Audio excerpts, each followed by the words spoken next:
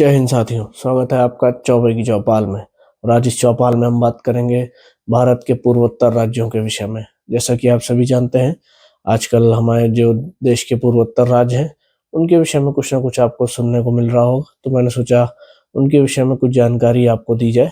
और जैसा कि आप सभी जानते होंगे, पूर्वोत्तर राज्यों में जो हमारे राज्य आते हैं वो के हैं अरुणाचल प्रदेश, असम, मिजोरम, मेघालय, मणिपुर, त्रिपुरा, नागालैंड और सिक्किम। सिक्किम को छोड़ के बाकी जो 7 राज्य हैं उन्हें सेवन सिस्टर्स के नाम से भी जाना जाता है। ये वही सेवन सिस्टर राज्य हैं जिनके ऊपर कब्जे के आजकल मुंगेरी लाल के हसीन सपने हमारे आस पड़ोस के कुछ देश के लोग देख रहे हैं। चलिए उसके ऊपर तो बाद में बात करेंगे, पहले बात करते हैं अपने राज्यों के विषय में। ये सभी राज्य, आप अगर 8 राज्यों को मिला लें तो यहाँ 200 से अधिक जनजातियां निवास करती हैं, जिनका अलग अलग कल्चर है और अलग अलग रहने का, खाने का, उनके घरों का जो तरीका है वो भी बनाने का बिल्कुल अलग होता है। अलग अलग आपको यहाँ शेप के घर दिख जाएंगे, उनके ऊपर जो डिज़ाइन बनी होती हैं या जो भी प्रकार से सजावट की जाती है सबका अलग अलग मतलब होता है। फिर भी आप ये देखिए, वहाँ इतनी प्रकार की जनजातियां रहती हैं, फिर भी वो एक साथ रहना पसंद करते हैं। देखिए, छुट-पुट बातें तो सब जगह होती हैं, तो उसमें नहीं जाना है, लेकिन हाँ, वो ज़्यादातर यूनाइट रहते हैं। और आप ये भी देखिए कि वह 8 राज्य हैं और अलग-अलग जनजातियाँ हैं, सबकी अलग-अलग भाषा है, लेकिन उन सबका जो एक कॉमन कम्युनिकेशन का माध्यम है, वो है हिंदी। वह सब अपनी जो हिंदी भाषा में एक-दूसरे से कम्युनिकेट करना ज़्यादा पसंद करते हैं। इंग्लिश भी बोलते हैं, लेकिन ज़्यादातर लोग हिंदी बोलते हैं, अगर उन्हें ईज़िली एक-दूसरे से कम्युनिकेट करना हो। और वहाँ पे अलग-अलग प्रकार के त्योहार मनाए जाते हैं। हॉर्निबल फेस्टिवल आप सभी ने सुना होगा, बहुत फेमस है वहाँ का। और इसी प्रकार अन्य जो फेस्टिवल्स हैं वहाँ के, वो मनाए जाते हैं वहाँ पे। और बेहद ही खूबसूरत और एक शांत वातावरण आपको वहाँ देखने को मिलेगा। वहाँ आपको ये पॉल्यूशन देखने को नहीं मिलेगा, हरियाली देखने को मिलेगी, साफ-सुथरी सड़कें देखने को मिलेंगी, साफ-सुथरे झरने देखने को मिलेंगे। और प्राकृतिक चीज़ों से आपने वहाँ पे देखा होगा, प्राकृतिक चीज़ों का इस्तेमाल करके वहाँ बड़ी अच्छी-अच्छी चीज़ें बनाई जाती हैं। जैसे कि वहाँ रूट ब्रिज बने हुए हैं, डबल डेकर रूट ब्रिज बना हुआ है, जो दुनिया में आपको शायद ही कहीं देखने को मिलेगा।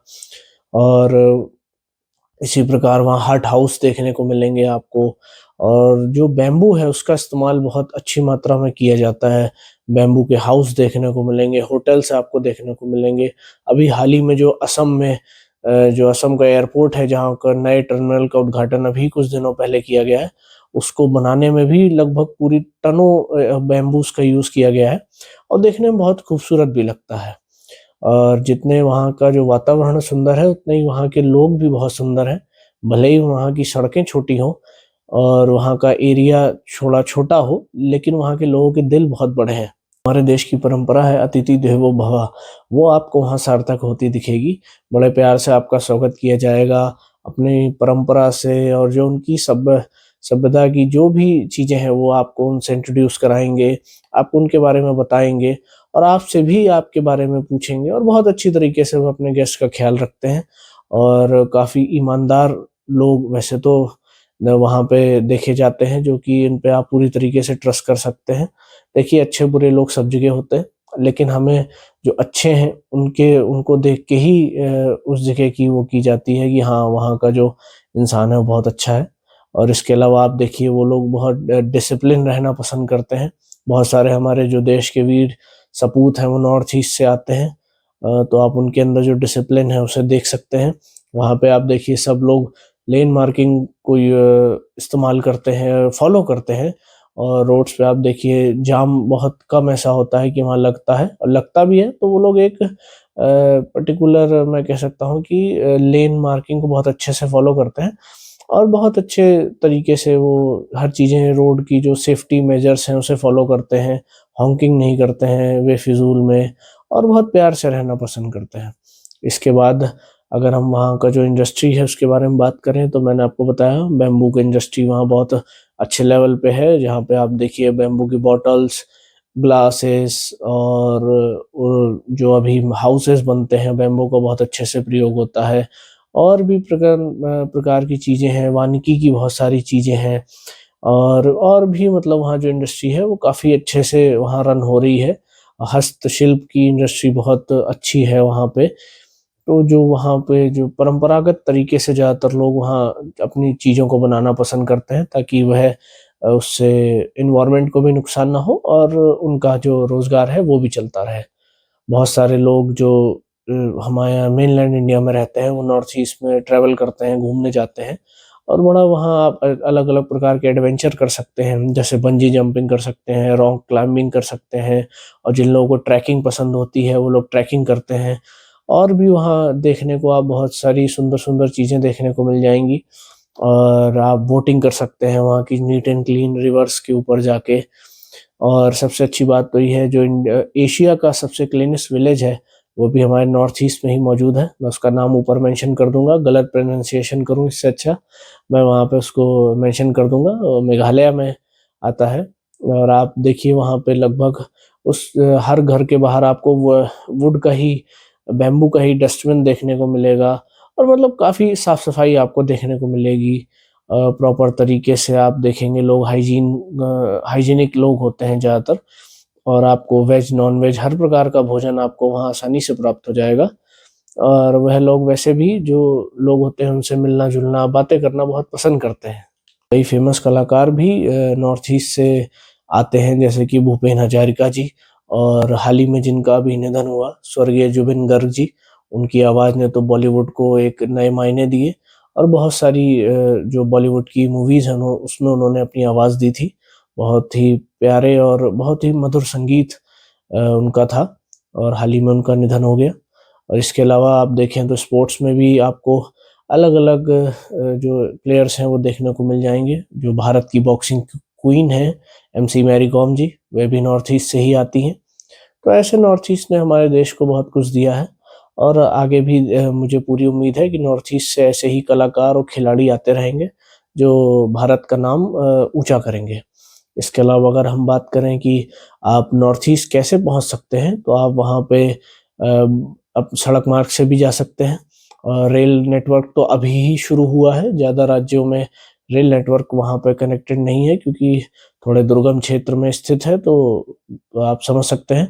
लेकिन हाँ, बाई फ्लाइट आप वहाँ पहुँच सकते हैं। ज़्यादातर राज्यों में आपको एयरपोर्ट्स देखने को मिल जाएँगे, और बाकी आप अपनी गाड़ी से जाना चाहें या वैसे बाई रोड, तो आप आसानी से जा सकते हैं। इसके अलावा अगर हम अरुणाचल प्रदेश को देखें, तो वो है एक ऐसी जगह है जहाँ आपको बर्फ़बारी भी देखने को मिल जाएगी। मतलब आप नॉर्थ ईस्ट जाएँगे तो आपको लगभग समुद्र छोड़ के लगभग हर चीज़ का मज़ा आप ले सकते हैं, कि आप वहाँ पे अगर आप एडवेंचर के शौकीन हैं या नेचर के बीच में जाके अपना कुछ समय बिताना चाहते हैं, तो आपको नॉर्थ ईस्ट ज़रूर जाना चाहिए। आप वहाँ जाके बहुत सारी चीज़ें नई-नई सीख सकते हैं, नए-नए जो वनस्पति है उसके बारे में जानकारी ले सकते हैं, और भी ऐसी एक्टिविटीज़ हैं जो आप वहाँ जाके कर सकते हैं, जिससे आपको बड़ा रिलैक्स और पीस ऑफ माइंड फ़ील होगा। हमारे नॉर्थ ईस्ट का जितना मैं कहता हूँ कि वातावरण सुंदर है, उतना ही वहाँ के लोग बहुत ही सुंदर और बहादुर होते हैं। हमारी भारतीय सेना में बहुत सारे ऐसे वीर सपूत हैं, जो नॉर्थ ईस्ट से ही आते हैं, भारतीय सेना में सर्व कर रहे हैं। जैसा कि आप सभी जानते होंगे, एक टर्म होता है विविधता में एकता।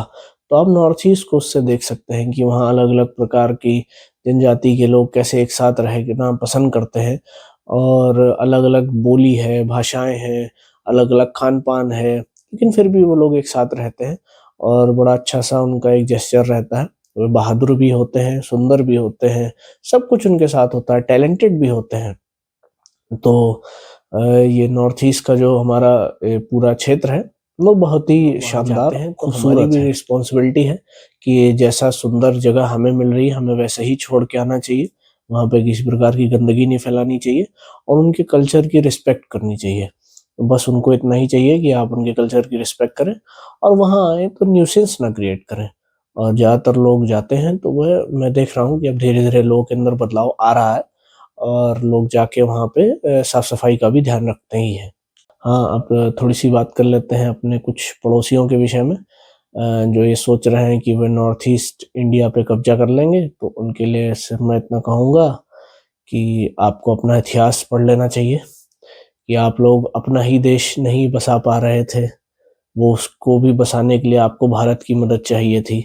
अब आज आप कोशिश कर रहे हैं कि आप भारत पे कब्जा कर लेंगे। तो अगर आपके अंदर वो कीड़े बुलबुला रहे हैं तो उन्हें शांत रखिए, क्योंकि अगर हमारे नॉर्थ ईस्ट के भाई बहन उस कीड़ों को शांत करने के लिए वहाँ आ गए तो आपके लिए बहुत समस्या खड़ी हो जाएगी। तो इसीलिए अपना शांति से रहिए और शांति से रहने दीजिए। बाकी मैं कभी नॉर्थ ईस्ट गया तो नहीं हूँ, लेकिन हाँ, मेरी कोशिश है मैं एक बार अपनी लाइफ में नॉर्थ ईस्ट ज़रूर जाऊँ और वहाँ के लोगों से मिलूँ, वहाँ के कल्चर को एक्सप्लोर करूँ। अगर आप लोग कभी नॉर्थ ईस्ट गए हों तो अपना एक्सपीरियंस कमेंट सेक्शन में ज़रूर शेयर करिएगा। और भी अगर आप हमारे नॉर्थ ईस्ट के भाई बहनों के लिए कुछ कहना चाहते हो तो कमेंट सेक्शन में ज़रूर कहिएगा।